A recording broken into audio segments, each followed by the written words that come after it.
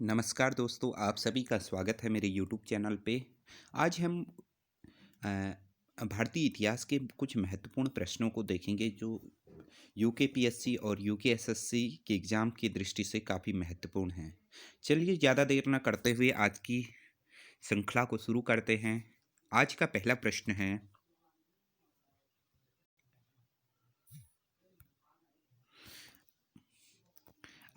प्रश्न है, अर्थशास्त्र पुस्तक किसने लिखी? तो अर्थशास्त्र पुस्तक लिखी कौटिल्य ने। अब अर्थशास्त्र की भाषा क्या थी? अर्थशास्त्र की भाषा थी संस्कृत भाषा, जिसमें 15 अधिकरण 180 प्रकरण 180 प्रकरण और 4000 श्लोक थे। ठीक है, 4000 श्लोक थे। बढ़ते हैं अगले प्रश्न की ओर। नई इंडिका पुस्तक किसने लिखी? तो नई इंडिका पुस्तक लिखी सावन बेग ने। अब नई इंडिका का संबंध किससे है? आप जानते हैं इंडिका पुस्तक का लेखक हैं मेगास्थनीज। कौन है? मेगास्थनीज। मेगास्थनीज की इंडिका आप जानते हैं कि एक पुस्तक के रूप में नहीं है, उसके अनेक खंड हैं। तो इन्हीं खंडों को एकत्रित करके सावन बेग ने नई इंडिका नामक एक ग्रंथ लिखा। ठीक है। अब प्रश्न आता है कि इंडिका का अंग्रेजी भाषा में सर्वप्रथम अनुवाद किसने करवाया? तो वह अनुवाद करवाया मैकिंडल ने। किसने करवाया? मैकिंडल ने। ठीक है। अब मौर्य साम्राज्य को जानने के लिए हमारे पास कुछ बहुत महत्वपूर्ण ग्रंथ हैं जिन्हें आपको याद रखना बहुत जरूरी है। उसमें एक पुस्तक है मुद्रा राक्षस, जिसके लेखक हैं विशाखदत्त। ठीक है। एक और पुस्तक है मुद्रा राक्षस पर टीका, जिसके लेखक हैं ढूंढीराज। कौन है? ढूंढीराज। ठीक है। एक और पुस्तक है कथा सरित सागर। क्या है? कथा सरित सागर, जिसके लेखक हैं सोमदेव। कौन है? सोमदेव। ठीक है। एक और पुस्तक है बृहत कथा मंजरी। क्या है? बृहत कथा मंजरी, जिसके लेखक हैं क्षमेंद्र। एक पुस्तक कौटिल्य की भी है, चंद्रगुप्त कथा। क्या है पुस्तक का नाम?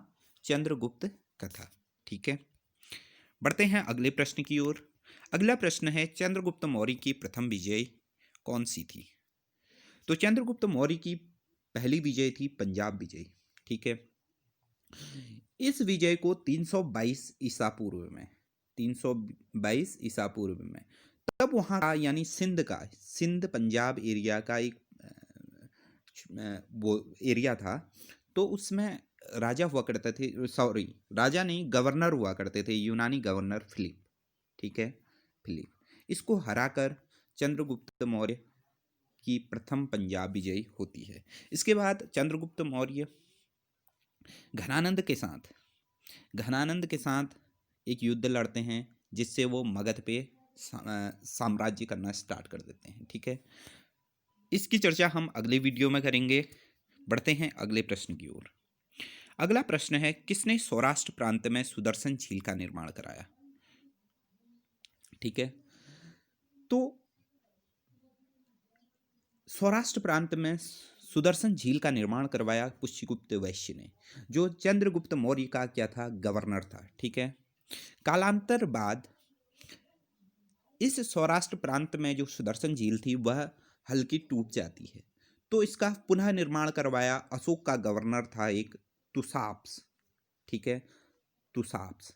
इसकी जानकारी हमें कहाँ से मिलती है? तो इसकी जानकारी हमें मिलती है रुद्रदामन का जूनागढ़ अभिलेख। इसी अभिलेख में चंद्रगुप्त और अशोक दोनों का नाम मिलता है। किसका नाम मिलता है? चंद्रगुप्त और अशोक दोनों का नाम मिलता है। ठीक है। बढ़ते हैं आज के अगले प्रश्न की ओर। आज का अगला प्रश्न है, किससे प्रभावित होकर चंद्रगुप्त मौर्य ने जैन धर्म अपनाया? अपने अंतिम समय में चंद्रगुप्त मौर्य ने भद्रबाहु से प्रभावित होकर जैन धर्म अपनाया। ठीक है। और संलेखना विधि से अपने प्राणों का त्याग करते हैं। ठीक है। मैं आपको जो पूरा हिस्ट्री न पढ़ाते हुए इम्पोर्टेंट क्वेश्चनों की सीरीज चला रहा हूं जो आपकी एग्जाम की दृष्टि से काफ़ी महत्वपूर्ण साबित हो जाते हैं। ठीक है, बढ़ते हैं अगले प्रश्न की ओर। अगला प्रश्न है, किसके समय उत्तरापद की राजधानी तक्षशिला में विद्रोह हुए? तो ये विद्रोह होता है बिंदुसार, जो कि चंद्रगुप्त मौर्य का पुत्र है। ठीक है, तक्षशिला आप जानते हैं पाकिस्तान में स्थित है।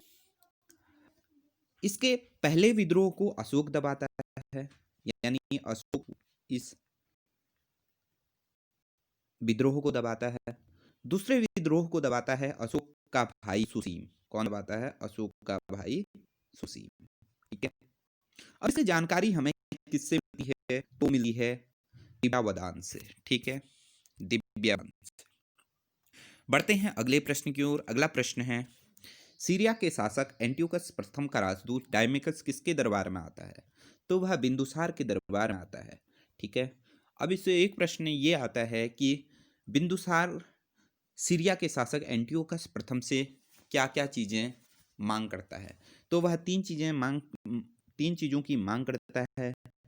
एक है मदिरा, दूसरा है अंजीर, तीसरा है दार्शनिक। ठीक है, तीसरा है दार्शनिक। अब सीरिया का शासक मदिरा और अंजीर तो भेज देता है, लेकिन दार्शनिक नहीं भेजता है। उसके पीछे कारण बताता है कि यूनान में जो दार्शनिक का क्रय विक्रय नहीं किया जाता है, यानी दार्शनिक का दान नहीं किया जाता है। बढ़ते हैं अगले प्रश्न की ओर। अगला प्रश्न है, अशोक के किस अभिलेख में अशोक की एक रानी कारावकी का उल्लेख है? तो अशोक के इलाहाबाद कौशाम्बी अभिलेख में अशोक की रानी कारावकी का उल्लेख है। इसी अभिलेख में अशोक का केवल एक ही पुत्र बताया गया है, जिसका नाम क्या है? तीवर। क्या नाम है? तीवर। अब आप सोच रहे होंगे कि जब अशोक बौद्ध धर्म के प्रचार के लिए अपने पुत्र पुत्रियों को, किसको? महेंद्र और संघमित्रा को भेजता है श्रीलंका और नेपाल में। ठीक है, इसकी चर्चा हम अगली क्लास में करेंगे। ठीक है, बढ़ते हैं आज के अगले प्रश्न की ओर। अशोक का नाम अशोक कितने अभिलेखों में मिलता है? तो अशोक का नाम अशोक 4 अभिलेखों में मिलता है। वो अभिलेख हैं गुर्जरा अभिलेख, दूसरा है मास्की अभिलेख, तीसरा है नैतूर अभिलेख, चौथा है उडेगोलन अभिलेख। ठीक है, गुर्जरा को छोड़कर तीनों यानी मास्की, नैतूर और उडेगोलन कर्नाटक में है। गुर्जरा मध्य प्रदेश में स्थित है। कहाँ है? मध्य प्रदेश में। ठीक है, बढ़ते हैं आज के अंतिम प्रश्न की ओर। आज का अंतिम प्रश्न है, अशोक ने कलिंग विजय कब की? काफ़ी इंपॉर्टेंट क्वेश्चन है। तो अशोक ने 261 ईसा पूर्व यानी बिफोर क्राइस्ट पे कलिंग पे विजय प्राप्त की। कलिंग है कहाँ पर? कलिंग है उड़ीसा में। ठीक है, अब कलिंग विजय की जानकारी हमें कहाँ से मिलती है? तो कलिंग विजय की जानकारी हमें अशोक के 13वें दीर्घ शिलालेख से मिलती है। ठीक है, इसी युद्ध के बाद अशोक बौद्ध धर्म को अपनाता है। ठीक है, अब बौद्ध धर्म को अपनाता है तो दीक्षित कौन करता है, यानी बौद्ध धर्म के बारे में बताता कौन है? तो वह बताता है उपगुप्त नामक एक व्यक्ति। ठीक है, यानी अशोक को उपगुप्त नामक एक व्यक्ति बौद्ध धर्म में दीक्षित करता है। अब इसकी जानकारी हमें कहाँ से मिलती है? तो वेनसांग के अनुसार उपगुप्त ने अशोक को बौद्ध धर्म में दीक्षित करा। चलिए, आज के लिए इतना काफ़ी।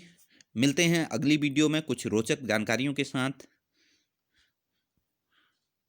धन्यवाद।